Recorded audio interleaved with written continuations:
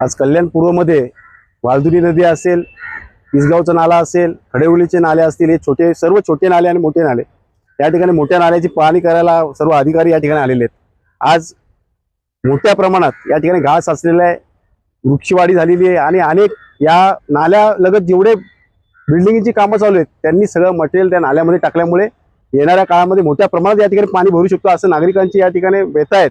अनेक नागरिकांनी फेसबुकद्वारे, ट्विटरद्वारे आणि व्हॉट्सअपद्वारे त्या लोकांनी मेसेजेस व्हायरल केलेले आहेत। जर गेल्या वर्षी पाऊस लवकर पडला होता, यावर्षी सुद्धा पाऊस लवकर पडणार आहे आणि मोठ्या प्रमाणात या ठिकाणी घरं पाण्याखाली जाणार आहेत असं या ठिकाणी वातावरण दिसते। त्यामुळे लवकरात लवकर या सर्व नाले पूर्णपणे त्याचा गाळ पूर्ण काढण्यात यावा, त्याचप्रमाणे वृक्षवल्ली झालेली आहे ती सगळी काढण्यात यावी। जेवढं बिल्डिंगनी मटेरियल टाकलेलं आहे नाल्यामध्ये त्यांच्यावरती कारवाई झाली पाहिजे आणि या ठिकाणी कल्याण पूर्व भागामध्ये दरवर्षीप्रमाणे ज्याप्रमाणे पाणी भरतं त्याला कुठेतरी वाचवण्यात यावं। या ठिकाणी पप्पूजी पिंगळे आहेत नगरसेवक, आमचे मधुजी म्हात्रे आहेत, आमच्या मायाताई कांबळे आहेत।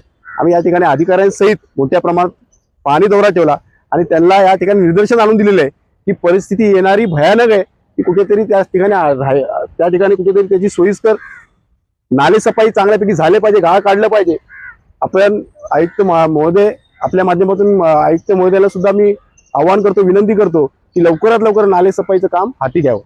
STP 100 फुटी रोड पासून ते इथपर्यंत विठ्ठलवाडी स्टेशन पर्यंत सर्वत्र गाळ साचलेला आहे, कचरा साचलेला आहे, पूर्णपणे दुर्गंधी आहे। अक्षरशः त्या नाल्याला क्रॉस करू शकतो आपण कचऱ्यावरून, इतका घट्ट तो गाळ जमलेला आहे।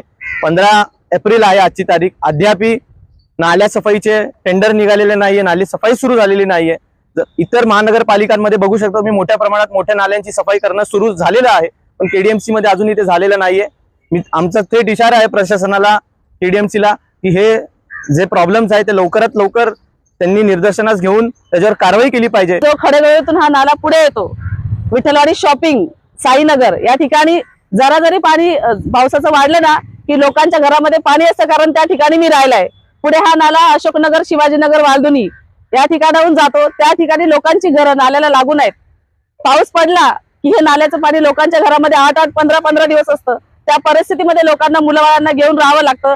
त्याच परिस्थितीमध्ये तिथे जेवण बनवून जेवतात, म्हणजे लोकांच्या आरोग्याचा सुद्धा प्रश्न आहे आणि सर्वच गोष्टीचा इथे प्रश्न आलेला आहे। तर आमची विनंती आहे की लवकरात लवकर हा जो ढिगारा आहे मातीचा हा काढून नाले सफाईचं काम झालं पाहिजे, कारण 1 महिन्यावर पाऊस येईल, कधी येईल त्याचं काही सांगता येणार नाहीये आणि पाऊस जर वाढला तर हे पाणी लोकांच्या घरात जातं। तर आमची प्रशासनाला विनंती आहे की लवकरात लवकर ही नाले सफाई आणि हा मातीचा ढिगारा इथून काढण्यात यावा।